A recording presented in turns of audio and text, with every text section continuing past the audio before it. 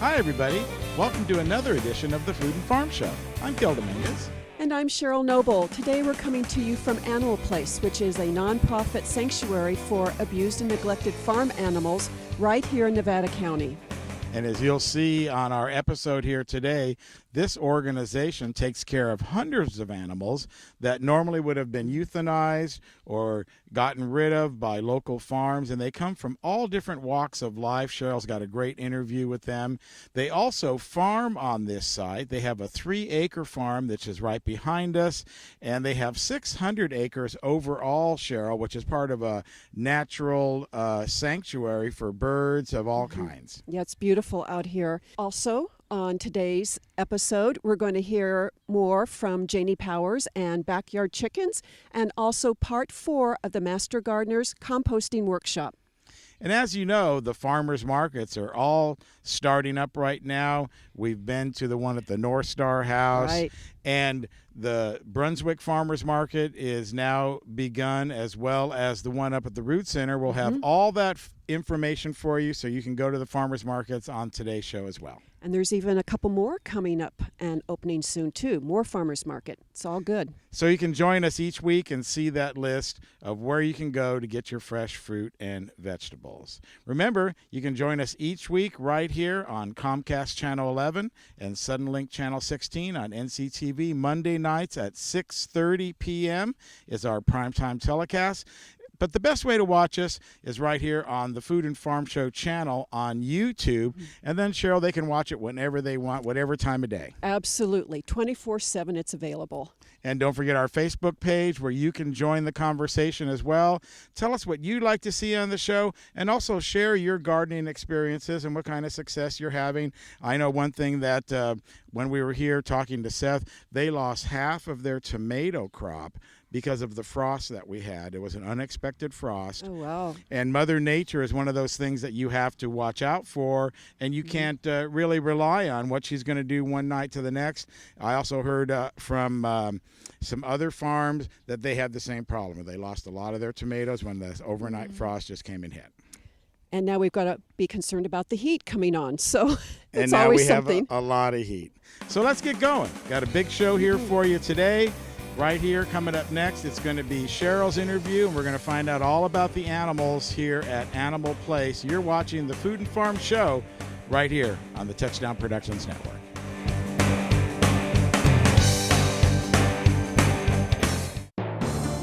Briar Patch Co-op and Natural Foods Community Market offers organic produce from over 30 regional farms and buys local organic produce from farms like River Hill, Sweet Roots, First Rain, Pyramid, and Mooney Flat. You can trust the Patch to hold their producers to the highest standards and always be certified organic.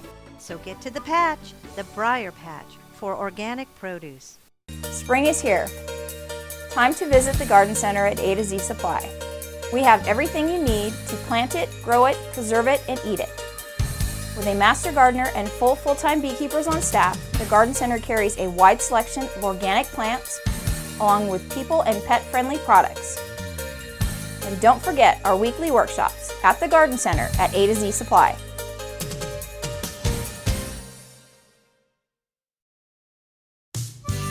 Grass Valley Hay and Feed Supply is dedicated to the health of your pets and livestock. They offer the top brands of nutrition and carry the complete line of products from Bar Ale and Purina animal feeds, along with Diamond and Canaday. They carry rice and wheat hay bales for your gardening needs, as well as alfalfa, grass hay, and grain for your livestock.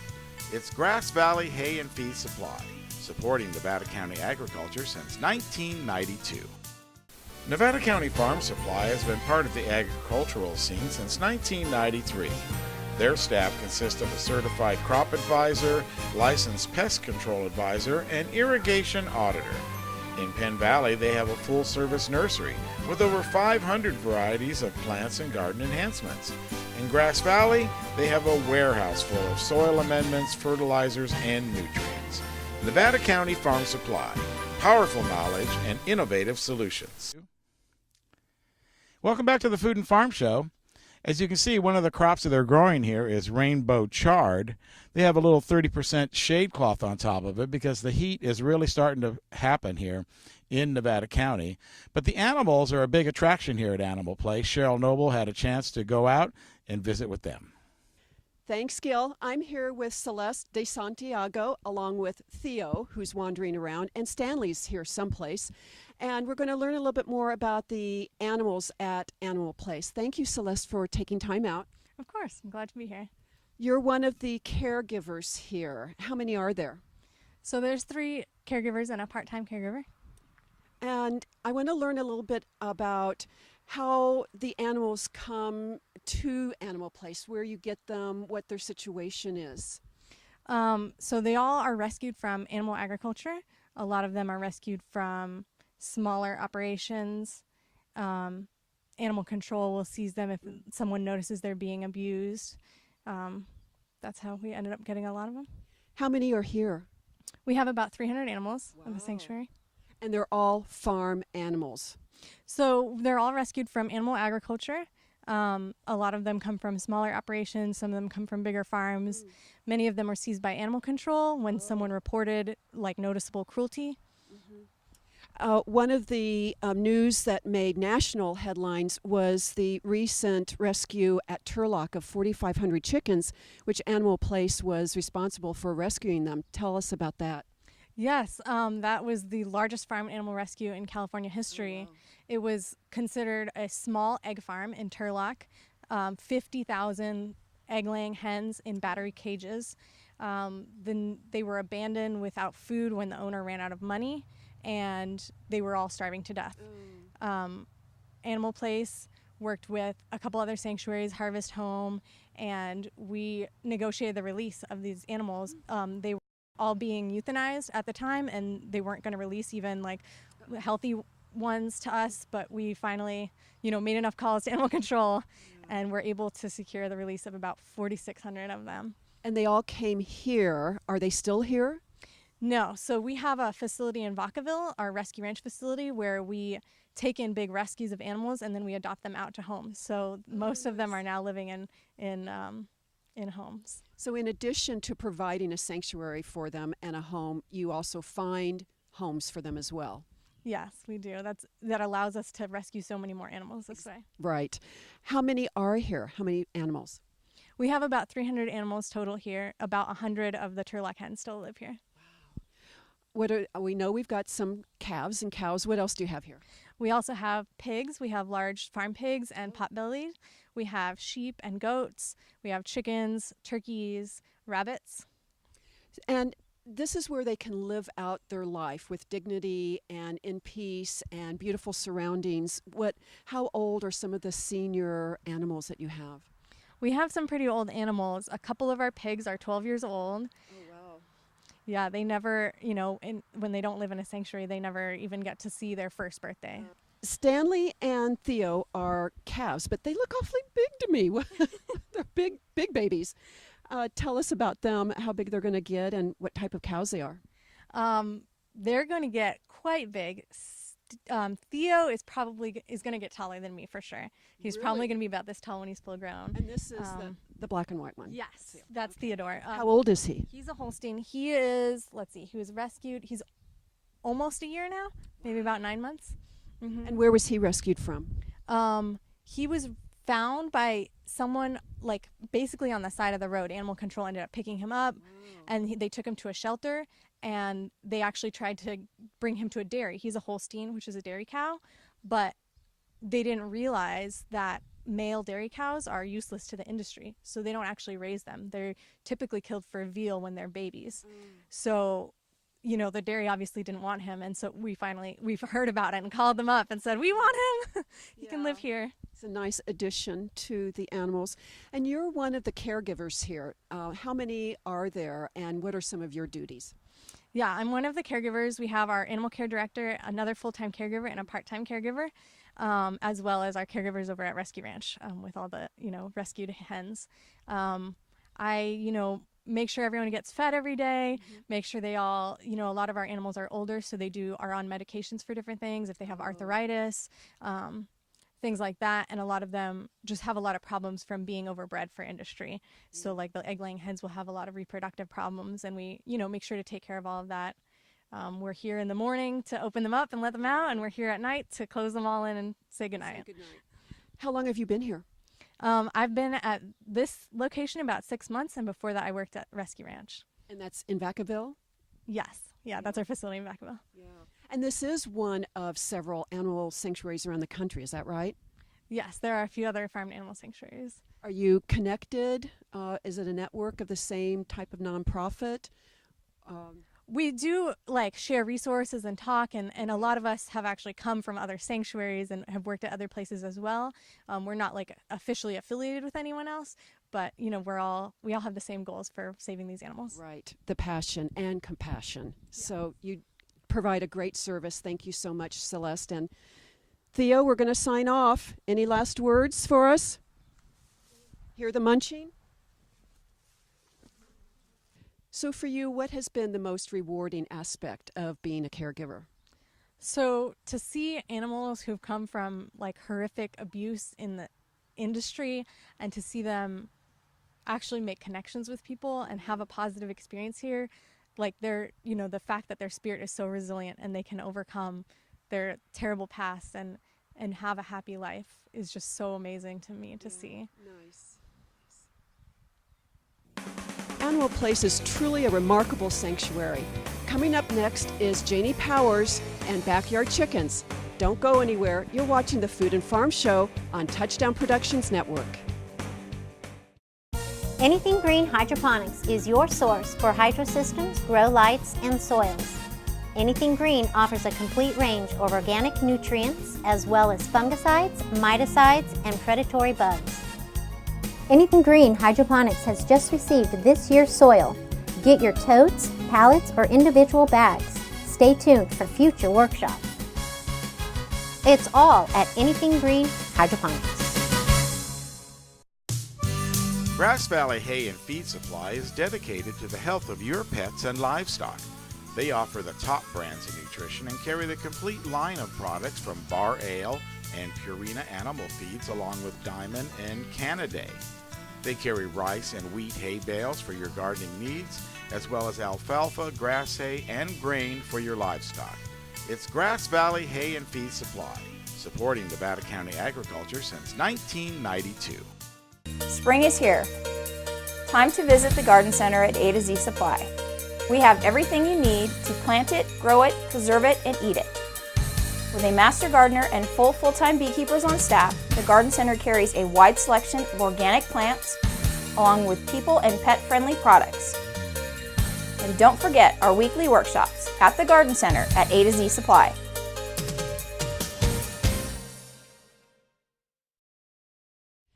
Welcome back. We've got Janey Powers and Backyard Chickens. Well, thank you, Jan. Before we get started, I would just like to know how many of you were at the previous chicken class? Okay, how many of you memorized everything that I said? Well, let's hope not, because what we're going to do is we're going to get started with just a little bit of review. I wasn't sure how many new people would be here tonight, and I didn't want them to miss some of the important stuff that we talked about last time. So for those of you who say, oh my gosh, I've already heard that before, you probably forgot it anyway. So just a little bit about myself, and you were saying, yeah, or I didn't know that.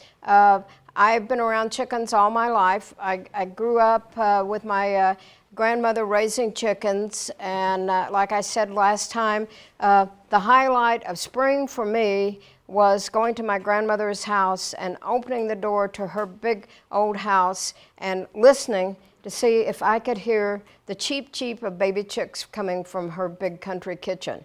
And if so, then I was in little girl heaven, because I just figured that she got those chicks every year for me. And other kids would get Easter eggs and Easter candy for Easter. I got chickens. And one year she decided to give not only me, but all my cousins baby chicks for Easter. Well, none of the cousins were interested, and I was really happy because I ended up getting all the chicks, and they were all Cochins, and they were Banties. So if you know what they're like, I mean, they were just absolutely cute. So I always knew that one day I would have chickens of my own, and my husband knew that too. And all through graduate school and so forth and living in the city, it was like we were just waiting to get to Nevada County, and one of the first things that we did was get into chickens. So I'm happy to share my knowledge with you, and hopefully I will have recruited some more chicken people, except for Debbie, who's my egg customer, and she is not allowed to have chickens, so she can just listen. Okay, so I put this in. This was a slide from last week because this is what I think we envision when we think about chickens. None of us are here because we want to open a big broiler house and grow a bunch of chickens for Tyson. We're here because we're looking for an extension of our family. We want something that is almost like a family member that will also produce fresh eggs for us so that we feel like we're giving our family some really wholesome food. And that's what you are doing. But at the same time, we want our chickens to be our friends. And you know what? They can be. They can actually be very good friends to us.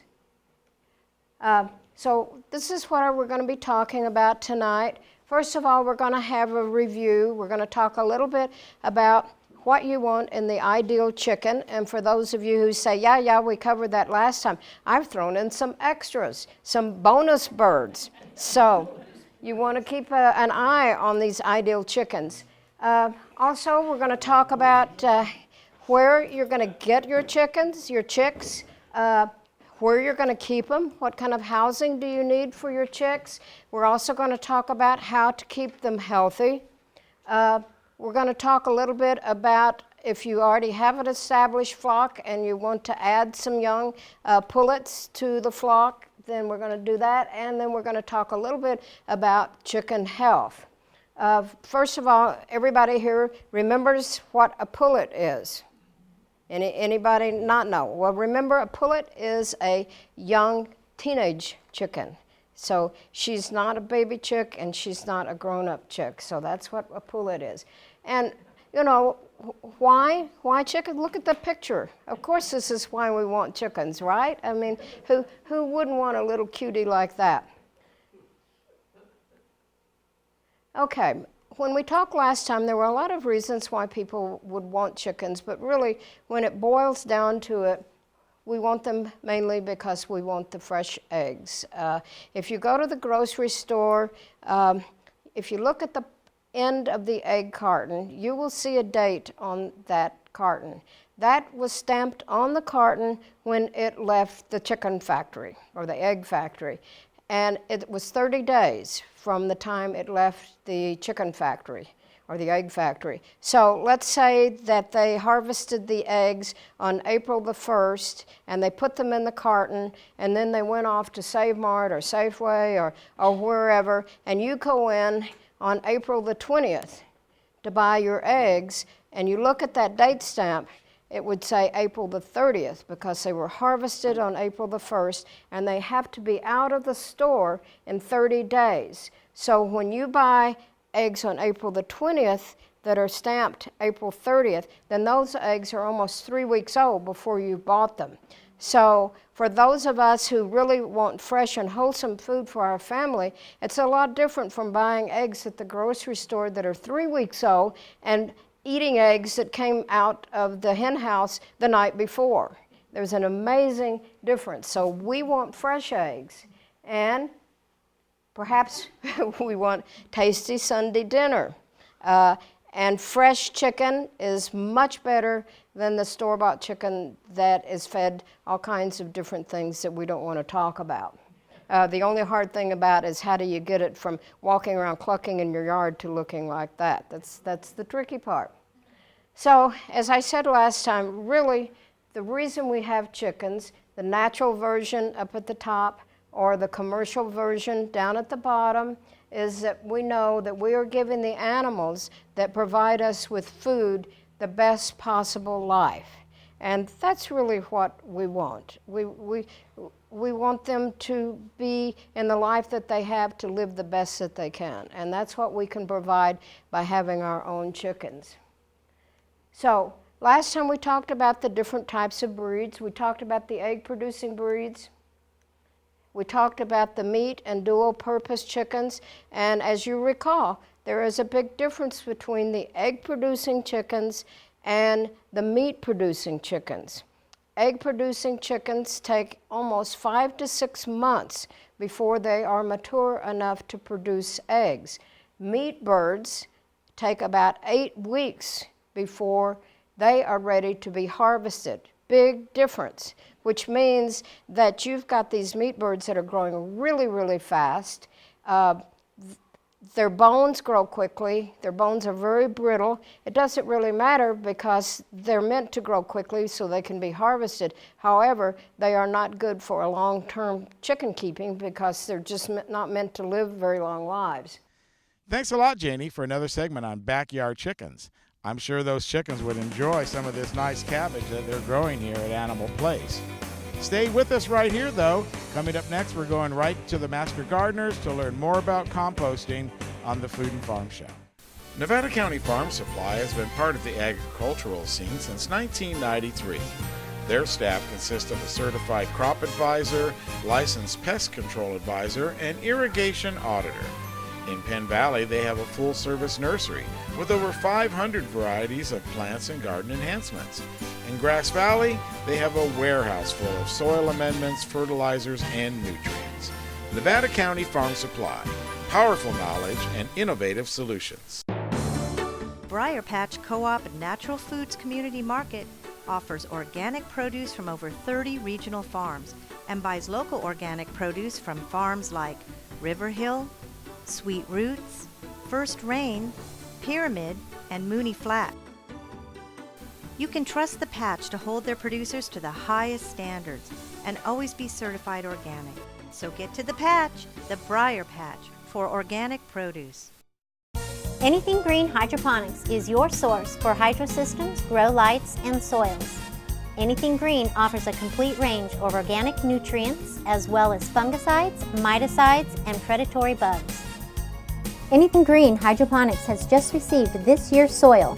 Get your totes, pallets, or individual bags. Stay tuned for future workshops. It's all at Anything Green Hydroponics. Welcome back to the Food and Farm Show. This is the composting pile at Animal Place, and this is one way to compost. It looks like they're getting ready to turn it. So let's learn more about composting from the Master Gardeners and their workshop on composting. Okay, everybody, here we are. First, we're going to start by touching this.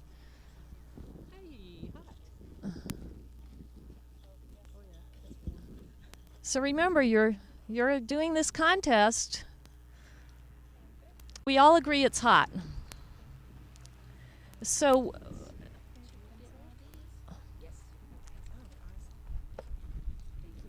in this pile, look, the cameraman wants to grab. Okay, everybody get a feel? How did I warm it up? The thermophilic bacteria, yeah.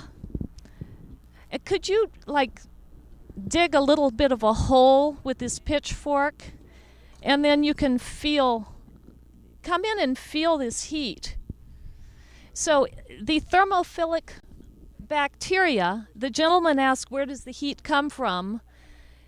It comes from having this amount of volume of browns and greens in one batch. So that's why the little bins don't work there. You get a small heat in the middle. But here we have, feel this.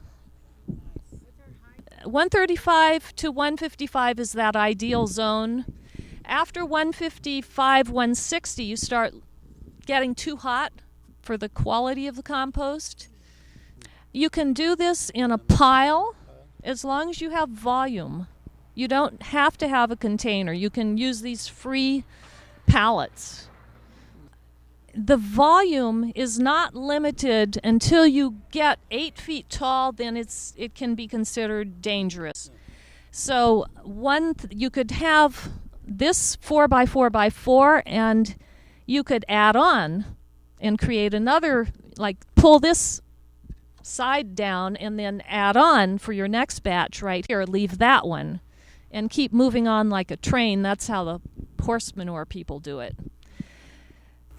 She said, it looks like, you did see the video then, it looks like a lot of work, but actually we just brought in stuff, wheeled it in and threw it in. If you were trying to get a small bin to heat up where you lose the outer foot and the inner core is going to be the only spot, you're going to be turning that constantly, trying to get that outer material into the middle. So this is more efficient. But if you have like young, strong, strapping sons or slaves or something, this is the way to go. But you're still going to be breaking your back on that little guy. The people who are turning from bin to bin to bin, I can't do that. So that's why I made Peggy come in and help me. and Peggy, it wasn't that much work. No, this was not a whole lot of work. One of us held the camera and the other one wielded the pitchfork. Okay. I saw you ladies put the plastic looking look like grocery bags or something. Did that end up breaking down in there? We don't see them, but Oh, okay. but when you look in there, you don't really recognize stuff. So it's on its way, and we'll let you know if you call us. If you spend $8 or $10 on a bag of alfalfa pellets, we always use it for rabbit food. That is a pure nitrogen source, and you can add that to your pile, particularly if all you have is the leaves and need something to get it kick-started. You need that nitrogen.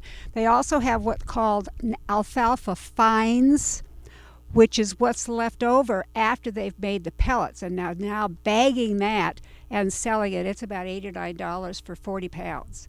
And so many times, if I'm low on greens, and I don't have a lawn, that I will add like half a bucket full of the alfalfa.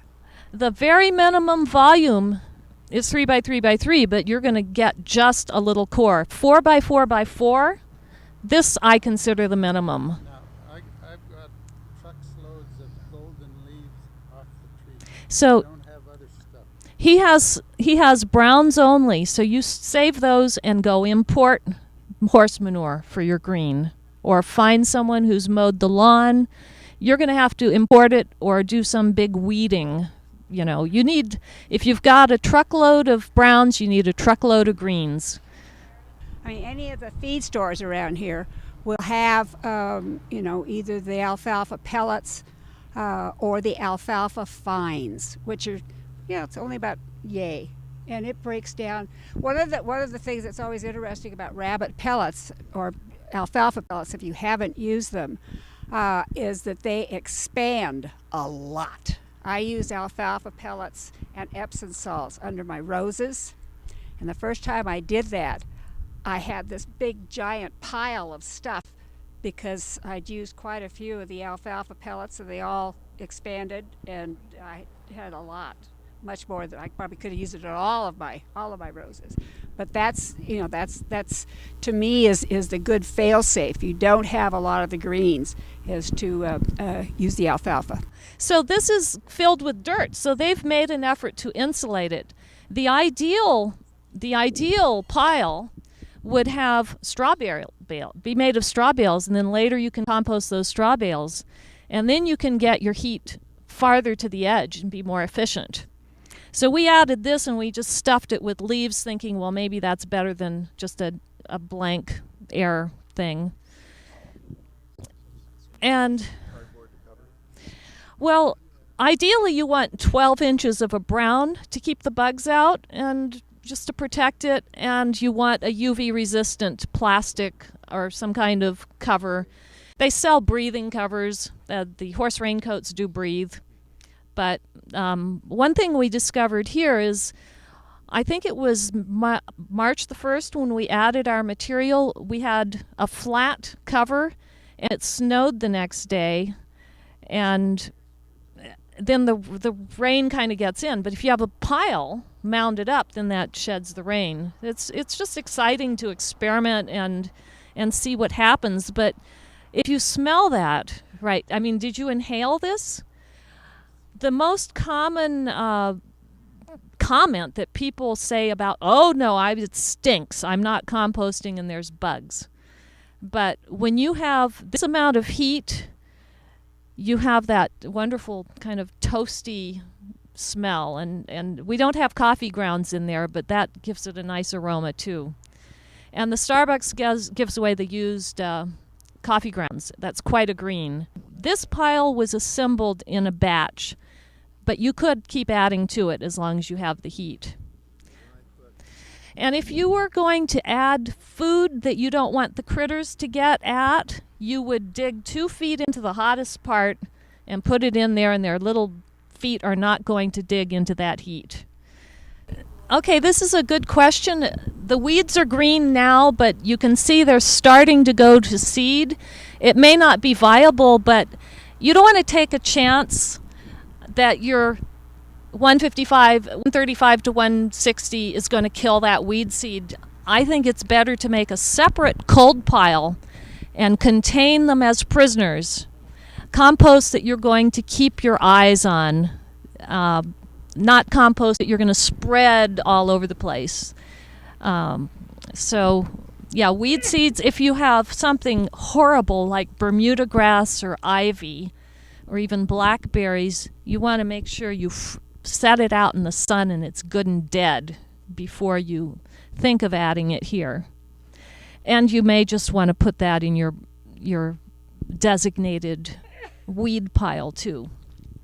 We don't have to have 4 walls or 3 walls. We could have a pile. The consideration with a pile is that maybe there's more out edge materials, and so you have no insulation, so it would be less efficient. If you can purchase, if you're lucky enough, after a big rain, the feed stores will have wasted hay or straw bales for very cheap, and you can stack those like blocks, and those are insulating, and it's movable, it's biodegradable. Like, moving these things is no fun, especially since they've stuffed this with dirt or something, which is insulating. It's nice, but if we ever decide to move it, like, the ideal thing, what I do is I use, when I can find them, those bales, and when I'm letting this temperature decline and go to the cold worm state, I just take the blocks off and move them here and start make a new pile here next to it, if you have space. But our experiment here was try to maximize the production by adding to it periodically instead of turning. The cold pile is just one that is not having equal amounts of stuff, so they're not. Is that what you mean? Yeah, she asks, what is the difference? The cold pile does not have the sufficient volume to heat up, or it's this pile after I decide I'm never going to turn it, which we're not going to do. We're going to let it go over to the cold decomposers.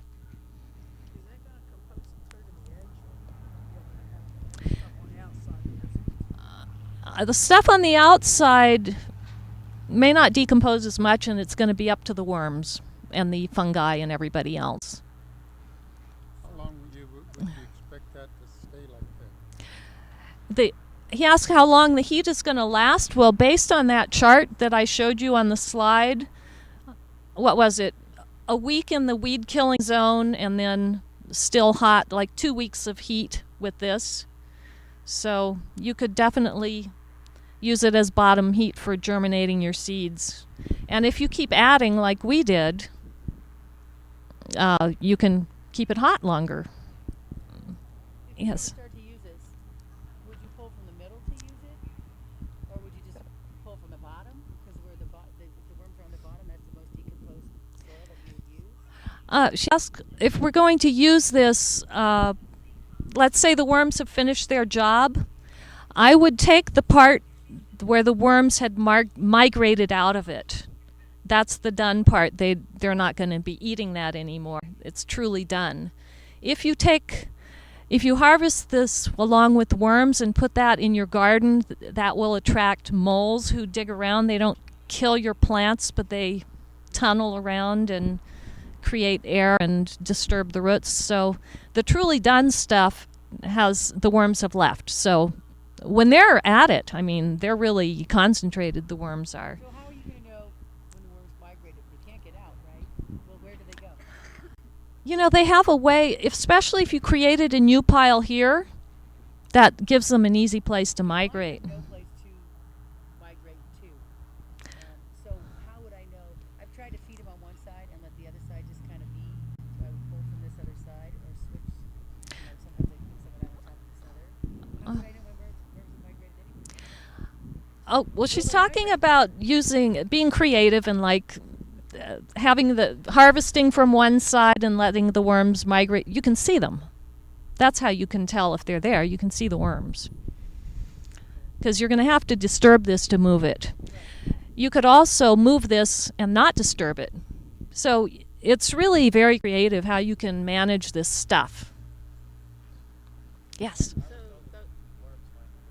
The worms do find... You have to poke around to see where they've migrated. They don't like being poked at, but yeah, they'll get over it. What do we do with our bag of worms? If you have a cold pile already, you can put your worms on any source where they can eat it. Some organic cold pile. Or if you've got one of these useless bins over here. Not useless. If you're energetic, those are good. You could start a worm bin with shredded paper, but I find that worms in captivity are more effort. So you guys that I gave the early bird got the worm. She was an early bird. And so if you have a cold pile, or wait for this to get cold and then add your worms. The red wigglers are really only the top, very, very surface feeders. And my compost, I've got two going. They're full of worms. And when I started it, it was Penn Valley adobe. And I'm thinking, well, I'm going to have to put worms in here because they can't get through this. They will, if you compost, the worms will come. Believe me. Instead of doing a concrete slab, I probably would get some hardware cloth and maybe make a frame for it to sit on, kind of like what you would do in a raised bed. And I've done that, and it helps because the gophers can get through a really, really small hole. But the hardware, the half-inch hardware cloth, well, they can't get through. Straw bales are much lighter, and they're movable. This thing, I wouldn't make another one of those. Although, let me tell you, I got a bale of barley straw in the back of my car, and then it was three wire. Only it wasn't wire. It was the polyethylene twine. That thing was not light. And tried to put it in my wheelbarrow to wheel it down. I'm glad nobody was there with a video camera because it was a pretty weird sight. Oh, we need you to place your bets now, ladies and gentlemen. You're going to guess the temperature 2 feet down in the center, or 18 inches. Is that 18 inches? Okay. Pill bugs are decomposers, aren't they? I don't know. Yeah. They're good. All these bugs, they're munching away. It's part of the orchestration of the underground world. Yeah. Yes. Isn't the ink? The ink is fine. It's soy inks. It's the coated paper you don't want, the shiny stuff. Okay. I have seen snakes and mice attracted to the heat all winter, and I think it helps to have my cats living on top. Yeah. Also, I won't tolerate them inside, but that's just me. I think things do better when they're not in captivity, including the worms. And if you've got this hot pile going through winter, keeping your cats warm, you can also use the top heat to germinate plants. The bottom heat, I mean, you can germinate your, like this is the time of year to start germinating your warm season vegetables. And put them in a container, put soil in the container, and then put it on top of the compost heap. Don't put your seeds in the compost heap. yeah, your starts are in 6-packs or whatever.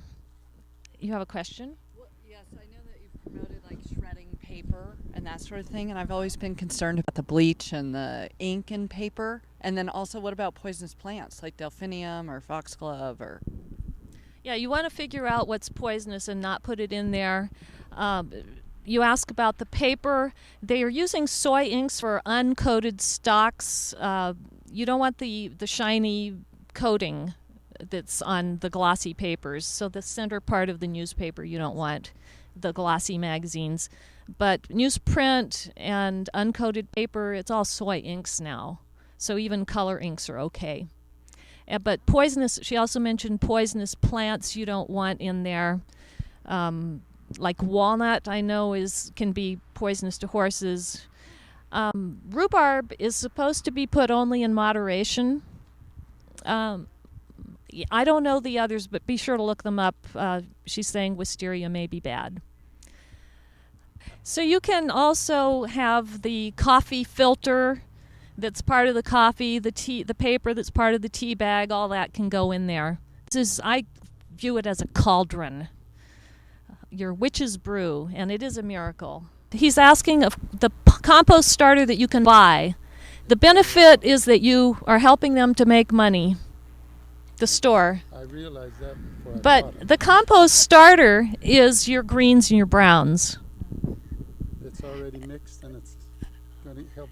The organisms come when given food, and so that's what happens. The other thing you can do is take a teaspoon of compost, of done compost, and that contains how many, what does it contain? Millions of bacteria and 800, huge amounts of fungal threads. So if you know someone who has good compost, just take a little bit, but do not put soil or ashes or anything dead that will slow this down. This is all organic material.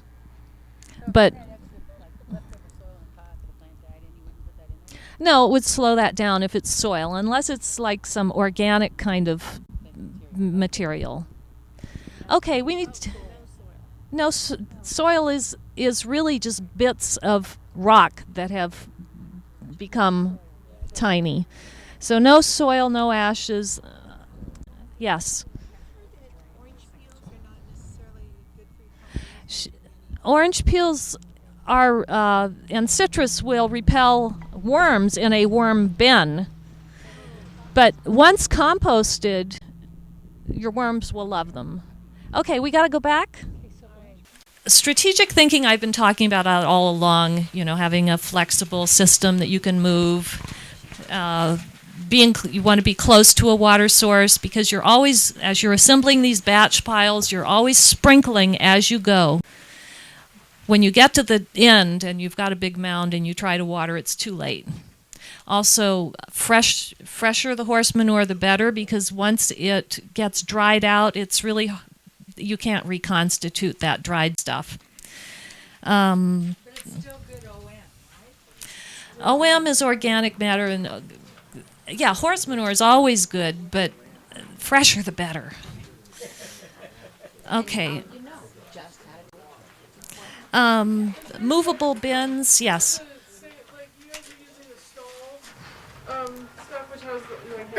She's asking about. I use the whole thing. Yeah. Now the only question that has come up about using particularly horse manure is that some people do a feed-through wormer. And I remember this came up, well, what about if you give your horses wormers? Is that going to be toxic to whatever's growing up? Excuse me, what we found is that it decomposes after a very short time, just few days. The feed-through wormers are a little bit more problematic because they last a little longer. But even then, after, and I can't remember the exact, but it really wasn't very long, maybe a few weeks, couple of months, the stuff that was in the wormer dissipates. If you have weeds gone to seed, just create a dedicated compost pile. It could be a cold pile for your weed seeds rather than testing the heat of your hot pile. You don't want to tempt fate. Even though it may be tempting, oh yeah, I've got some foxtails, I'm standing right here. I think I'd rather put them in the cold pile. Yes. I also would like for all of you to call the fairgrounds and tell them that you're so excited that you heard that there was an elephant coming and that you think that that's a marvelous opportunity for you to practice composting that you learned here at the Master Gardeners. And could they allow you to bring your own bag and get it? You can't imagine how much pushback I got from these ag people about using this. They were just aghast. And I kept saying that you could sell this stuff, So I just need some support, people. Okay, thank you. Okay. I'm the only one that thinks that's a cool idea. Laziness solutions, there's leave it. That's the laziest one. The tree has dropped its leaves, just leave it. If you have a spouse who likes to rake things up, leave it. And you know how you say to your dog, leave it. And there's another laziness solution that was in the video. In the video, you saw us loading the grass clippings from the NID people. If you leave the grass clippings on your lawn, take off that little hamper that collects the grass clippings, let them go on your feet, wear old shoes. Mow your lawn, leave the grass there. It's called grass cycling. That grass is in a real thin layer sprayed all over. It's not a problem. It will decompose right there and fertilize the grass so that you can mow it again faster. And you can even turn your front yard into a garden. With grass cycling, that reduces your reliance on fertilizers, and it makes your grass healthier so you don't have to use herbicides.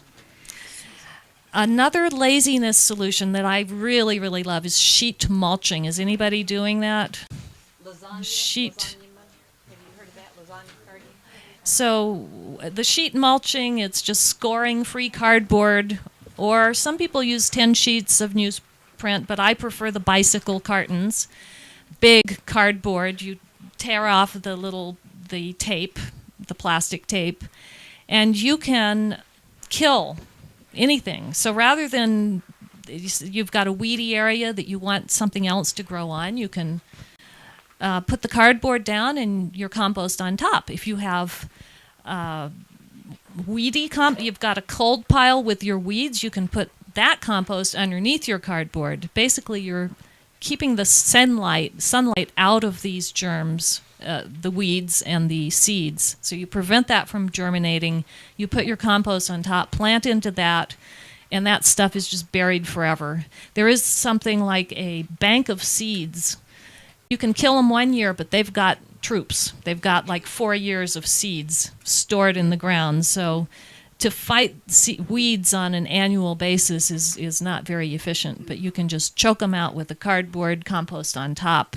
And if you're planting just like a shrub or something, not a grass, you can then mulch all around to keep the seeds out that way.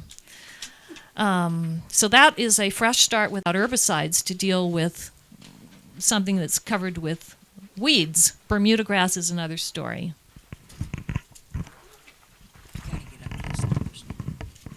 I'm going to give you a visual for the uses of compost because everybody loves a pie chart, right? All right, this is here we got to turn it this way. This is optimal soil. If you have 5 gallons of soil here, this is a 5-gallon bucket. Your optimal soil will have 25%. That's going to be 20 cups of air, 20 cups of water. This in your dirt on the ground at home is obviously going to vary by whether you left the hose running last night and forgot to turn it off, then it's going to be no air, all water. Later in the summer when everything's dry, it's going to be more air, less water. These two together make 50% of your soil volume. The other 45%, this is invariable. The other 45% is minerals. This is the kind of rocks your soil came from. This is what you get from where you live. So you can't do much about that. And this compost we've been talking about all morning, 5%. I colored it yellow because it's going to take care of everything. That is 5% of what's in here. That is 4 cups. So only this much will give you the minerals, the organic material, all of the nutrients for your soil.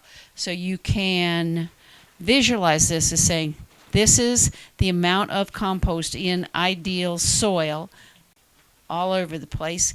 If you want to improve it just a little bit, if you put in 3/4 of a cup, that's this much. You have improved your soil by, that's 1%. Now you've got 6% of your organic matter. You added this much.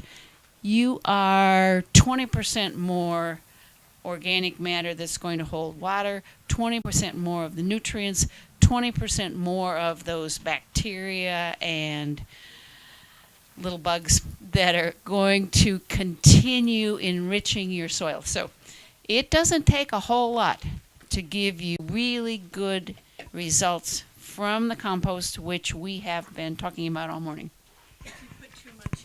You can put too much in. I read about that. I'm not sure I understand it. It is possible to put in too much compost. And so they recommend that you put 2-inch layer on your beds every year on the top. There's also, this is a dangerous thing to bring up with 12 minutes left. There is a fair amount of discussion about whether you should till things into your soil.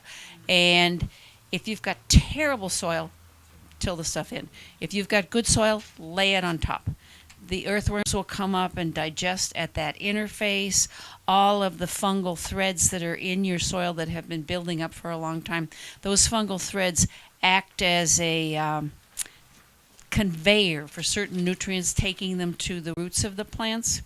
So you would like to leave your fungal network intact. So if you've got good soil, add the stuff on top. If you've got crappy soil, till it in a couple times, and then you'll have good soil. And then you can leave it on the top after that. So it is possible to put in too much, and it has to do with one of those minor nutrient minerals. I think it was manganese or something. You can get too much of that if you, like 50-50 compost and soil. Bad idea. 5% of your stuff. So in a 5-gallon container of soil, again, it's what, about 3/4 of a cup of compost to that. You could add that, and then you, hopefully with your 5 gallons of soil, if it's good soil, you've already got the 4 cups in there. And if you want to improve it a little bit, this is all you need to add. Optimal soil already has this much organic matter in it. So. But what is our native soil? Our native soil. Look in the in our garden guide. There is a whole page discussing where you live. It gives your address and tells you what kind of soil you have. I live on Banner Lava Cap, where we have forest, sterile soil. It's got bacteria. It has no bacteria. It has fungi, but no bacteria doing anything. It has no calcium. Yeah, no phosphorus. We do have to add that to no our phosphorus soils anywhere in Nevada County. That may be an exaggeration. We're ready to announce the winner, and all of you there were several very, very close numbers. And the winner does need to be able to sign a release to be photographed. This is biodegradable, made by Susan, and the winner will win this. She wanted eggshells and poop on it, and I said no. I didn't put flour She put a blackened banana peel, pure black. And the winner will also get this bag of worms. So I will tell you that these are the people who are very close but did not win. I want to honor you from the lowest number. Brian O'Hara voted for 100. Who's Brian? You did not win, but he voted 158 degrees and did not win. There were 3 votes for 158. Avon and Nicole, who are very close, very close. You should be proud, very proud. And then the winning number, there were 2 people. So this was the tie break that was the edge temperature determined. The runner-up, not the winner, is Katie P. Katie? Runner-up. Congratulations. But our big winner, you may know who you are. The 160 degrees on the inside and the edge, the actual edge was 105. Oh, no, 103. But Carol Chambers, well, congratulations, come up. You're going to... Here she is. And face this camera here. This. Could we have a round of applause?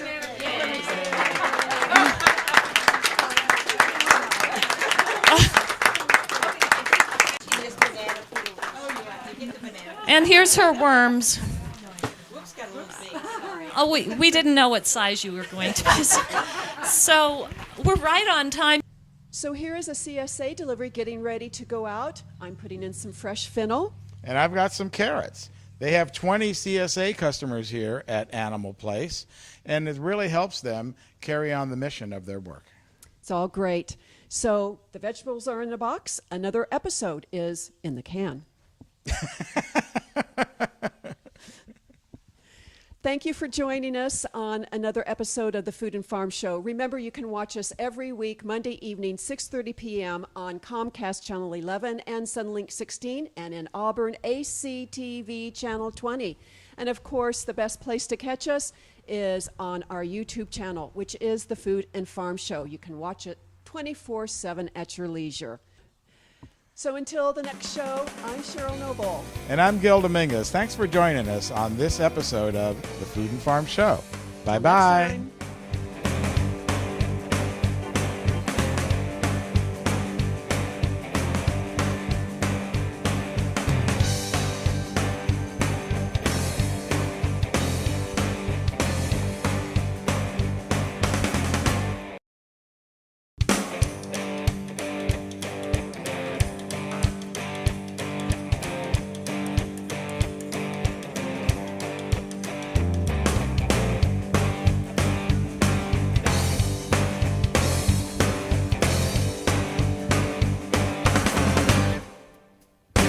Be sure to join us each week right here on NCTV Channel 11 at 6:30 to 7:30, and of course on our YouTube channel, The Food and Farm Show.